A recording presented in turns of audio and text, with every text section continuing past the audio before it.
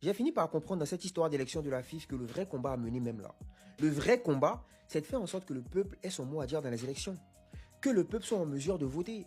Parce que tant que ça sera toujours une minorité de personnes qui sera appelée à voter, mais les gars, cette minorité sera forcément corruptible. Cette minorité sera clairement corruptible. Alors que s'ils élargissent la capacité de voter et que le peuple peut voter, les gars, il y a beaucoup de choses qui pourront changer. C'est trop facile d'aller voir un président de club et de lui donner, je sais pas, un faux ou casse-casse là-bas, un 15 millions, 20 millions, 25 millions. Et le mec, il est content, quoi. Il écarquille ses belles dents blanches là. Et puis au finish, ben voilà, quoi, il va te voter. Mais c'est trop facile. Alors que ces personnes-là, généralement, ces présidents, la plupart, mais ils ont un certain standing de vie déjà. Ces personnes-là ne vivent pas les mêmes choses que leurs joueurs qui évoluent dans les différents championnats en Côte d'Ivoire D1, D2, que nous, on voit qui sont nos frères qui rentrent à la maison et qui subissent des blessures, alors que déjà, ils ne gagnent rien en matière de salaire. Et au bout de 4-5 ans, ben, ces mecs ne seront plus en mesure de jouer au football. Donc, par exemple, ils ont choisi de jouer là. Au finish, ça ne leur rapporte rien. Et ils ne peuvent même pas réussir ou envisager une carrière à l'international. Parce qu'ils ont eu telle blessure, ils n'ont pas telle assurance qui suit, peut-être ils n'ont pas les moyens. En fait, il y a beaucoup de choses qui rentrent en compte.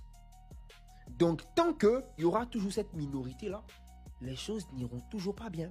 Il faut bien qu'ils élargissent la capacité de... Voilà, qu'ils élargissent au niveau des votants.